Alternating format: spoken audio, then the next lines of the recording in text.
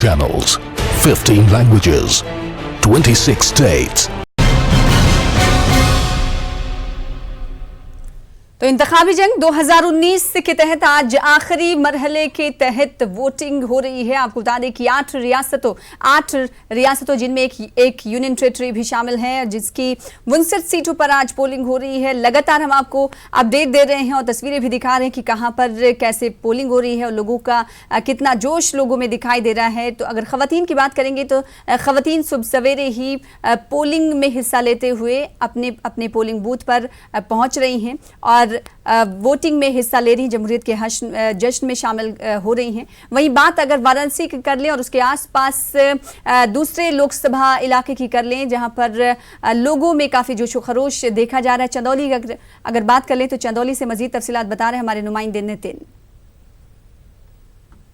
लोकसभा चुनाव के अंतिम चरण में आज चंदौली में भी मतदान शुरू हो गया है। आपको बता दें सुबह 7 बजे से ही भारी संख्या में लोग मतदान केंद्रों पर पहुंच रहे हैं।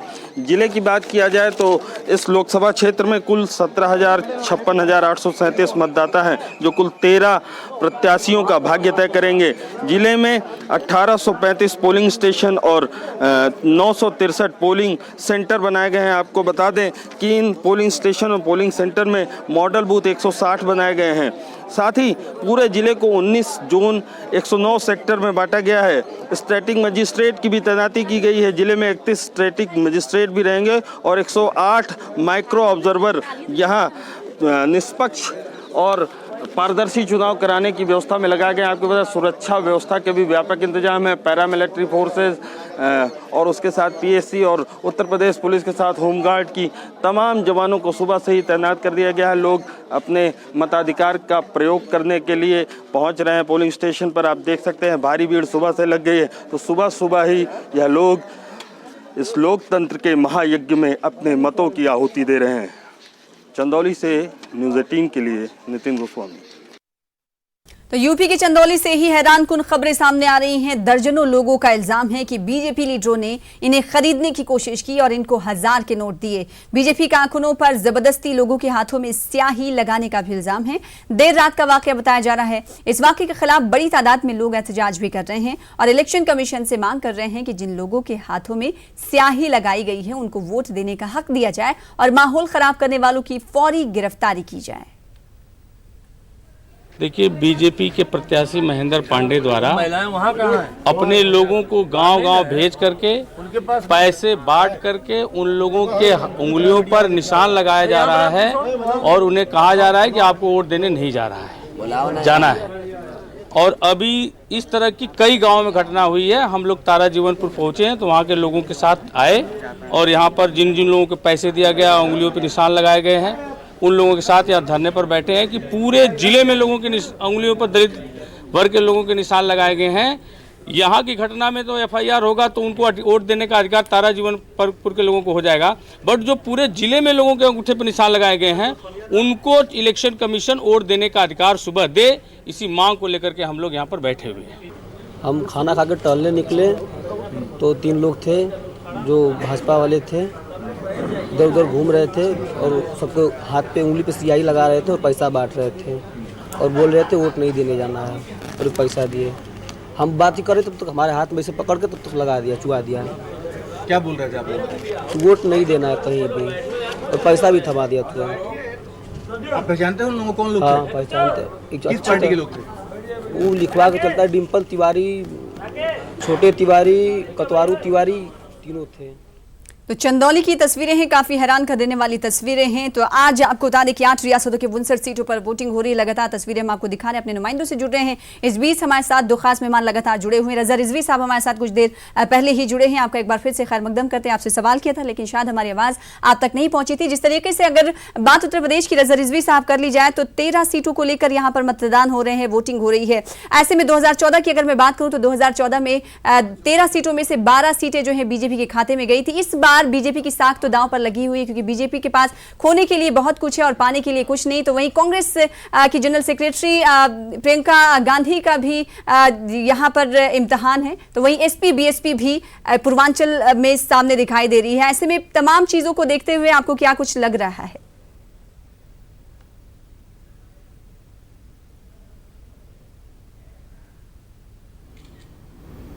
रजा रिजवी साहब, आपको आवाज हमारी मिल पा रही है?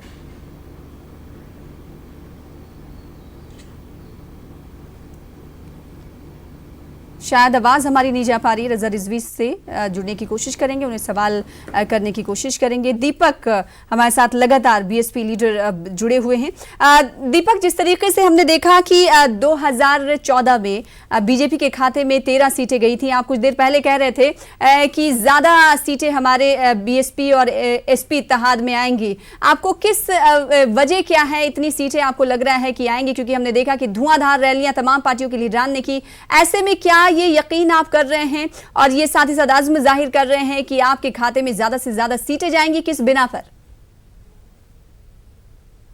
पिछली बार का जो वोट परसेंट है दोनों पार्टियों का देखेंगे तो या तो सपा वहां पे सेकंड नंबर पे थी या तो बसपा थी वहां पे, और जो जीत का अंतर था मामूली अंतर हुआ करता था कुछ सीटों को छोड़ करके। तो अगर दोनों वोट कर आपस में जोड़ दिया जाए तो आप देखेंगे कि हम लोग भारी मार्जिन से 1-2 सीट छोड़ करके बाकी सभी सीटों पे अगर पिछले बार के वोट के बराबर वोट अगर अब की बार पड़ता है तब भी हम लोग जीत रहे हैं। तो बहुत सारे समीकरण अब की बार पिछली बार की तरह, वो जो पिछली बार एक मोदी वेव थी वो भी कुछ नहीं अब की बार देखने को मिला, और 5 साल में इन्होंने जो वादे किए थे वादे नहीं पूरे किए। लोग इनसे रुष्ट हैं क्योंकि पिछली बार सारी यूथ आया था कि यहाँ पे हम लोगों को 2 करोड़ रोजगार मिलेगा। क्या मोदी लहर नहीं है, इस वजह से आपकी पार्टी को फायदा होगा, आप ये कह रहे हैं? या फिर जमीनी सतह पर आपकी पार्टी जिन जिन इलाकों में मजबूत थी वहां पर काम किया, इस वजह से आप ये कह रहे हैं?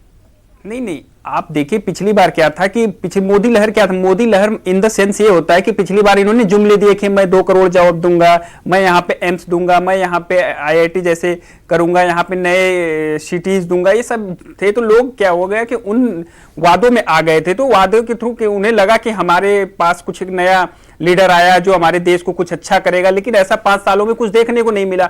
आपने देखा होगा पूर्वांचल में कुछ ऐसा नहीं मिला देखने को। आप उसके बाद जनता इनसे इतना रुष्ट हो गई कि मुख्यमंत्री और उप मुख्यमंत्री की सीटें हरा दी।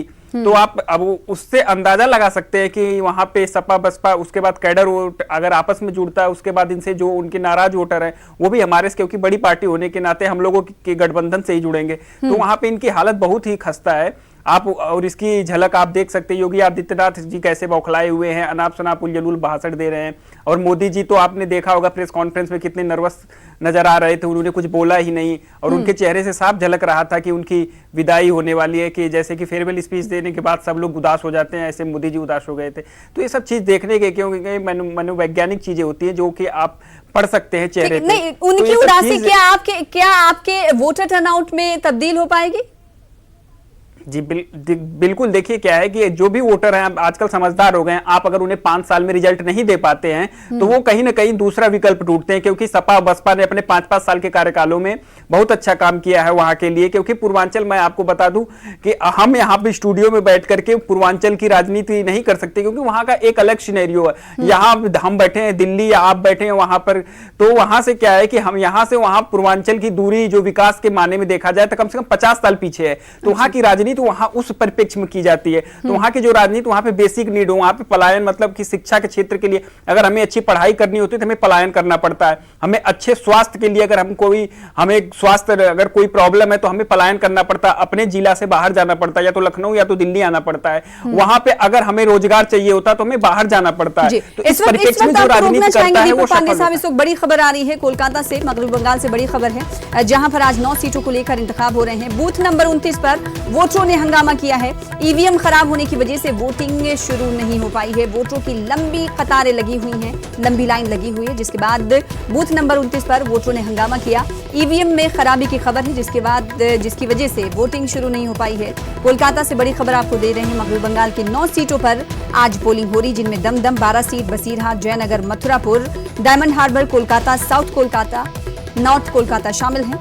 तो कोलकाता से बड़ी खबर आपको देख रहे हैं। बूथ नंबर 29 है जिस पर वोटरों का हंगामा देखा जा रहा है। ईवीएम खराब होने की वजह से वोटिंग नहीं शुरू हो पाई है, जिसको लेकर वोटर्स में नाराजगी देखी जा रही है और वोटर्स ने हंगामा किया है। वोटर्स की लंबी लाइनें लगी हुई हैं, जिसके बाद बूथ नंबर 29 पर वोटरों ने हंगामा किया है। तो कोलकाता से बड़ी खबर आपको दे रहे हैं। बूथ नंबर 29 पर वोटरों ने हंगामा किया है। ईवीएम में खराबी की वजह से वोटिंग का अमल अब तक शुरू नहीं हो पाया है, क्योंकि 7:40 हो रहे हैं और 7 बजे से ही वोटिंग का अमल शुरू हो चुका है। इससे पहले ही वोटर्स लंबी लाइनों में खड़े हो जाते हैं और इस बीच वोटरों का गुस्सा लाजमी है। रजा रिजवी साहब, आपको आवाज हमारी मिल पा रही होगी, लगातार आपसे सवाल कर रहे हैं और जुड़ने की कोशिश कर रहे हैं, तो जवाब दीजिएगा। आपको आवाज मिल पा रही है तो सवाल आपसे ये, जिस तरीके से 6 मरहले हमने देखे, 7वें मरहले के तहत आज वोटिंग हो रही है और 7वें मरहले के तहत पूर्वांचल की सीटें जो हैं सभी पार्टियों के लिए काफी अहम हैं। क्या लगता है यहाँ की तस्वीरें क्या कुछ रहने वाली हैं? देखिए, ऐसा है कि ये बहुत ही इंटरेस्टिंग चुनाव है 7वें दौर में। खासकर पश्चिम बंगाल के लिए तो बहुत ही इंटरेस्टिंग है, क्योंकि वहाँ सत्तारूढ़ जो तृणमूल कांग्रेस है उससे भारतीय जनता पार्टी को चुनौती है। और जो ये चुनाव हो रहा है 9 सीटों पर, ये बिल्कुल शहरी क्षेत्र में हो रहा है, समझिए आप, कलकत्ता के आसपास हो रहा है। तो इस नतीजों से ये साबित होगा कि ये मतदाता तृणमूल के साथ है कि भारतीय जनता पार्टी के साथ है। चाहे वो जाधवपुर हो, जाधवपुर बहुत ही इंटरेस्टिंग है। इसलिए इंटरेस्टिंग है कि 1984 में वहाँ ममता बनर्जी चुनाव लड़ी थी और आप समझिए कि कम्युनिस्ट पार्टी के बहुत बड़े दिग्गज जो लोकसभा में अध्यक्ष भी रहे, सोमनाथ चटर्जी को हराया था। और राष्ट्रीय राजनीति में ममता बनर्जी ने 1984 में कदम रखा था और वो प्रतिष्ठा की सीट है। तो बांग्ला की जो फिल्म हीरोइन है उनको मिमी चक्रवर्ती को उतारा है, जबकि उनको राजनीति कुछ ABCD नहीं पता है। लेकिन भाजपा ने वहां जो है अनुपम हाजरा को उतारा है, जो तृणमूल कांग्रेस से जीत चुके हैं। तो ये बहुत ही इंटरेस्टिंग वहां की सीट है, आप समझिए, और बहुत ही अच्छी। और दूसरी सीट आप देखिए, जो कोलकाता दक्षिण की सीट है, वहां पर सुभाष चंद्र बोस के जो है पड़ पोते लड़ रहे हैं, चंद्र कुमार बोस। तो ये भी एक बहुत ही इंटरेस्टिंग है, क्योंकि 2009 में जो है ममता बनर्जी यहीं से जीतकर जो है वो कोलकाता दक्षिण से जीतकर रेल मंत्री बनी थी और सरकार से समर्थन वापस लिया था। लेने के बाद 2011 में विधानसभा चुनाव के बाद उन्होंने इस्तीफा दे दिया था जी। तो ये भी एक सीट बहुत ही इंटरेस्टिंग है, क्योंकि बख्शी ने जो है 2014 में इस सीट को बरकरार रखा था। लेकिन भाजपा का वो तृणमूल कांग्रेस का वोट का प्रतिशत वहां कम हुआ था और भारतीय जनता पार्टी का कुछ वोट प्रतिशत बढ़ा था, लेकिन तृणमूल का जो था वोट प्रतिशत वो नहीं था। तो ये भी बहुत इंटरेस्टिंग सीट है वहां पर, आप समझिए। कांग्रेस से वहां मीता चक्रवर्ती मैदान में है। और आप देखिए कि जो सीटें, आप एक बशीरहाट की सीट देखिए जो पश्चिम बंगाल में आती है, बिल्कुल बांग्लादेश की सीमा से सटा हुआ है। ये आप समझिए 3 दशक से 30 सालों से वहां पर भारतीय कम्युनिस्ट पार्टी का गढ़ था जी। लेकिन 2009 में तृणमूल कांग्रेस ने के शेख नूरुल इस्लाम ने अजय चक्रवर्ती को वहां हरा दिया। तो यानी तृणमूल कांग्रेस ने वहां 2009 में अपना जो है परचम लहराया। तो ये बड़ा, वहां भाजपा के स्वपन दास गुप्ता जो है इस वक्त वो राज्यसभा के मेंबर भी हैं, स्वपन दास गुप्ता, और प्रेस काउंसिल ऑफ इंडिया के मेंबर भी हैं, क्योंकि प्रेस काउंसिल ऑफ इंडिया का मेंबर मैं भी हूं। तो वो भी जो है प्रेस काउंसिल ऑफ इंडिया के रजा रिजवी साहब, आपने तफसील से किसके किसके दरमियान टक्कर है वो बताया, लेकिन अगर बात यहाँ पर ये कर ली जाए, जिस तरीके से जोर शोर से जोर आजमाइश करती हुई बीजेपी मगरबी बंगाल में दिखी, क्या लगता है इसका फायदा बीजेपी को मिलेगा? क्योंकि लगातार हमने देखा कि घमासान वहां पे जारी रहा और कुछ दिन पहले इसलिए इलेक्शन कमीशन ने फैसला लिया कि 20 घंटे पहले ही वहां पर चुनावी तशहीर थाम दी। देखिए सना जी, ऐसा है कि देखिए वहाँ जो है वो एक ईश्वर चंद्र विद्यासागर की मूर्ति तोड़ने की बात आई तो कहते हैं दोनों दलों ने तोड़ा है। अब आप देखिए सना जी, जब किसी को कोई कमी महसूस होती है तो वो झगड़े पे और रोक पे उतारू होता है। आप देखिए कि ममता बनर्जी ने जब भारतीय जनता पार्टी या चुनाव का अनाउंसमेंट हुआ, उससे पहले भी जब भारतीय जनता पार्टी वहाँ पश्चिम बंगाल में जाके अपनी पब्लिक मीटिंग करना चाह रही थी, रोड शो करना चाह रही थी, कितना रोक लगा है बताइए। कोर्ट तक मामला गया, कोर्ट से भी हुआ, फिर उसके बाद। तो इसके मतलब कहीं ना कहीं जो है वो ममता बनर्जी को अंदर से ये पता है कि हमारी जमीन दरक रही है, खिसक रही है। और यही कारण है कि आप समझिए योगी आदित्यनाथ को उत्तर प्रदेश के बॉर्डर पर अपना जो है प्लेन, अपना हेलीकॉप्टर रोक करके बाई रोड जा करके वहाँ जो है वो सड़क पे जो है अपना जो है क्या कहते हैं सड़क वो रोड मार्च करना पड़ा जी। और पब्लिक मीटिंग करनी पड़ी। तो मकसद कहने का, और उसके बाद आप देखिए कि अमित शाह को कितनी बार रोका गया जी, प्रधानमंत्री की रैली को रोका गया। इसके मतलब ये इस हवाले से बातचीत जारी रखेंगे। इस वक्त तस्वीरों में आपको बता दें कि इस वक्त सुशील कुमार मोदी वोट कास्ट करते हुए देखे जा सकते हैं। फिलहाल इसी के साथ छोटे से ब्रेक के लिए रुकेंगे, ब्रेक के बाद जल्द लौटेंगे।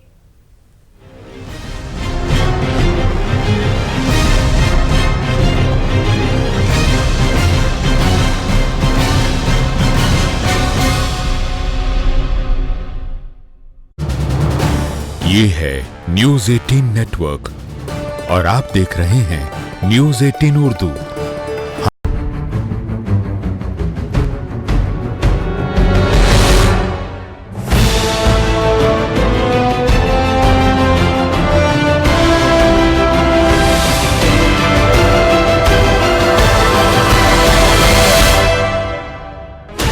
$16 channels, 15 languages, 26 states, 1,200 plus reporters, 67 plus crore viewers. India's largest news network, News 18 Network.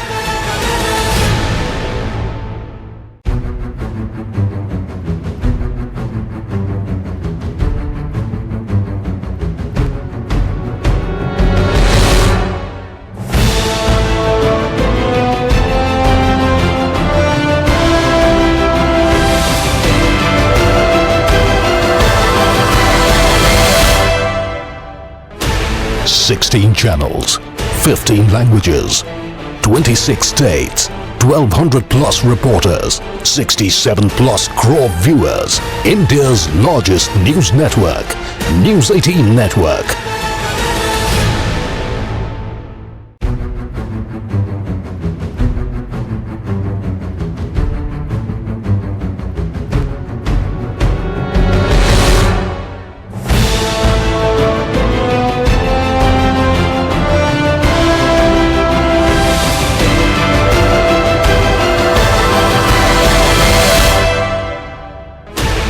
$16 channels, 15 languages, 26 states, 1,200 plus reporters, 67 plus crore viewers. India's largest news network, News 18 Network.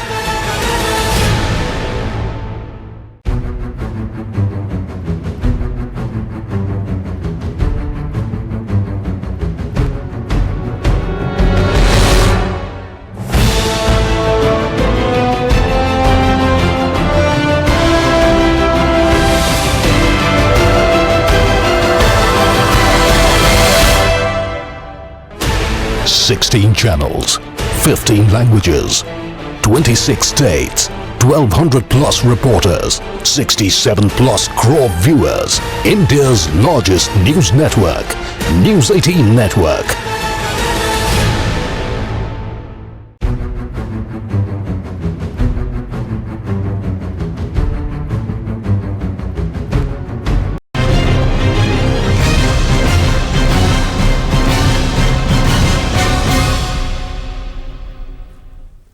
तो सातवें और आखिरी मरहले के तहत आज वोट डाले जा रहे हैं, जिनमें 8 रियासतों की 59 सीटों पर पोलिंग हो रही है, जिसमें एक सीट यूनियन टेरिटरी की भी शामिल है, जहां पर आज वोट डाले जा रहे हैं और कई वीआईपी कैंडिडेट की किस्मत आज दांव पर लगी हुई है। बात वजीर आजम नरेंद्र मोदी की कर ली जाए तो आज वजीर आजम नरेंद्र मोदी का भी फैसला है, किस्मत दांव पर लगी हुई है, क्योंकि वाराणसी में भी आज इंतखाब हो रहे हैं और वाराणसी में क्या कुछ तस्वीरें इस वक्त देखने को मिल रही हैं।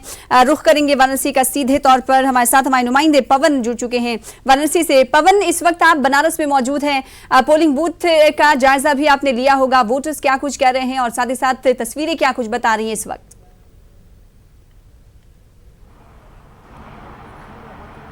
देखिए, आपको बताना चाहूँगा सुबह 7 बजे से यहाँ मतदान की जो प्रक्रिया है वो शुरू हो गई थी। मैं जो लोहराबीर जो क्षेत्र है बनारस का, वहाँ हूँ। अब से कुछ देर बाद जो कांग्रेस के प्रत्याशी जो अजय राय हैं यहाँ वोट डालने आने वाले हैं। लेकिन अगर वोटर्स की बात करें तो बहुत ज़्यादा उत्साह यहाँ वोटर्स के बीच में है। तकरीब सुबह 6:30 बजे से ही यहाँ वोटर्स का आना शुरू हो गया और लंबी कतारें लगना शुरू हो गया।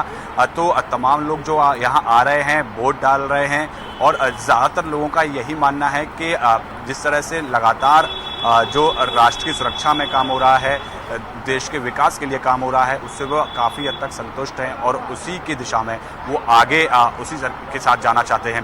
तो तमाम जो लोगों की अगर बात करें तो वो अपने जो क्षेत्र, क्योंकि प्रधानमंत्री खुद यहाँ से भारतीय जनता पार्टी के वर्तमान में सांसद भी हैं और प्रत्याशी भी हैं, तो यहाँ से तकरीबन प्रधानमंत्री की जीत को निश्चित माना जा रहा है। लेकिन जहाँ जो अगर बात करें तो तमाम जो लोग हैं उनसे कुछ लोग हमारे साथ जुड़ गए हैं, उनसे बात करते हैं। सर, अभी आपने यहाँ मतदान किया, क्या कुछ मुद्दे रहे आपके दिमाग में? विकास ही मुद्दा है, राष्ट्र की अस्मिता का मुद्दा है, राष्ट्र की प्राथमिकता हमारे मोदी जी की जो अंतर्राष्ट्रीय छवि उसके सुधारने का मुद्दा है। यहाँ की बाकी जितनी योजनाएं बची हुई हैं उसको आगे बढ़ाने की मुद्दा है और बड़ी इंडस्ट्रीज को लाने का मुद्दा बहुत बड़ा है। यहाँ पर पूर्वांचल बड़ी इंडस्ट्रीज कोई है नहीं।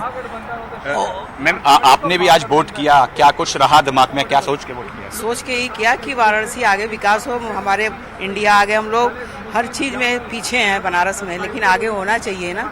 बच्चे बाहर चले जाते हैं पढ़ने के लिए, करने के लिए, यहाँ यूनिवर्सिटी हो तो बच्चे यहीं रहे हम लोग के पास बस, और यही सब हम लोग को चाहिए। और क्या, मोदी जी काम बहुत अच्छा कर रहे हैं हम लोग के काशी में, ये है गृहिणियों के लिए। तो जिस तरह से आप लगातार देख रहे हैं कि लोगों के बीच में उत्साह बना हुआ है और वो यही चाहते हैं कि बनारस देश के साथ साथ बनारस भी लगातार विकास करता रहे और प्रगति करता रहे, तो उसी के चलते पवन एक सवाल यहाँ पर ये उठता है कि वोटर्स के जरिए कहा जा रहा है कि वजीर आजम नरेंद्र मोदी ने बेहतर काम किया है लेकिन मजीद काम करने की जरूरत है। ऐसे में 2014 का वो दिन याद आ रहा है जब वहां पर वाराणसी में पोलिंग हो रही थी। उस वक्त जानने की हमने कोशिश की थी, तो वहां पर हमारी जो नुमाइंदा थी उन्होंने कहा कि जो गड्ढे हैं वहां पर काफी सड़कों पर देखे जा रहे हैं। न्यूज़ 18 की टीम एक बार फिर से वहां पर पहुंची है। आपको क्या दिखा? क्या बनारस वाकई में वाराणसी बदला है? तस्वीरें उसकी बदली हैं इन 5 सालों में?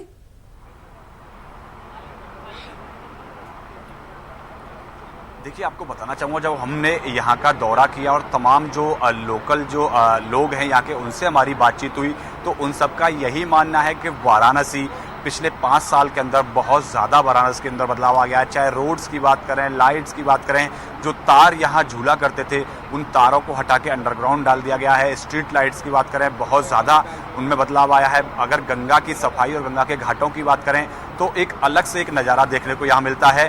तो ज़्यादातर तौर पर अगर देखा जाए तो जो लोकल जो रेजिडेंट्स हैं यहाँ के, वो संतुष्ट दिख रहे हैं जिस तरह से प्रधानमंत्री नरेंद्र मोदी ने बनारस के लिए काम किया है। कुछ क्षेत्रों में अभी काम होना बाकी है, लेकिन ज़्यादातर अगर रोड, बिजली, पानी, सफाई, गंगा घाट और एक अलौकिक जो रूप देने का जो बनारस को काम जो प्रधानमंत्री ने किया है, उससे ज़्यादातर जो लोग बनारस के हैं उससे संतुष्ट दिखाई दे रहे हैं। लोगों में जोशो खरोश दिखाई दे रहा है और साथ ही साथ वोटर्स का कहना है कि जो काम वजीर आजम नरेंद्र मोदी ने बतौर MP किया है वो काफ़ी खुशाइंद है। बेहद शुक्रिया पवन हमारे साथ जुड़ने के लिए और तस्वीरें दिखाने के लिए और तफसील बताने के लिए। तो हमारे साथ हमारे नुमाइंदे पवन गौर जुड़े हुए थे, लगातार बनारस से वो तस्वीरें हमें दिखा रहे थे, अपडेट दे रहे थे। और अगर मगरबी बंगाल की बात कर लें तो मगरबी बंगाल की 9 सीटों पर आज पोलिंग हो रही है, जिसमें Dum Dum, Barasat, Basirhat, Jaynagar, Mathurapur, diamond harbour, Kolkata South और कोलकाता नॉर्थ शामिल हैं। वहां पर किस तरीके से पोलिंग का अमल चल रहा है, क्योंकि EVM में खराबी की खबर भी कुछ देर पहले हमने आपको बताई, कोलकाता से बड़ी खबर थी। और रुख कर लेते हैं इस हवाले से हमारी नुमाइंदा शबाना एजाज हमारे साथ जुड़ चुकी है मगरबी बंगाल से। शबाना, इस वक्त बताइएगा कि जिस पोलिंग बूथ से खबर आई थी कि वहां पर EVM खराब है, क्या वहां EVM को तब्दील किया गया, पोलिंग का अमल फिर से शुरू हो चुका है? शबाना, आपको आवाज हमारी मिल पा रही है? तो शबाना से एक बार फिर से सवाल करने की कोशिश करेंगे। आज मगरबी बंगाल की 9 सीटों पर इंतखाब हो रहे हैं, पोलिंग हो रही है और सुबह ही ये खबर आई कि एक ऐसा पोलिंग बूथ है कोलकाता का जहां पर EVM में खराबी देखी जा रही है। इस हवाले से मजीद तफसीलात आप को फराहम करेंगे, अपने नुमाइंदा शबाना एजाज से पूछेंगे कि क्या वोटिंग का अमल फिर से शुरू हो पाया या नहीं। लेकिन फिलहाल इस वक्त छोटे से ब्रेक के लिए रुकेंगे, ब्रेक के बाद जल्द लौटेंगे।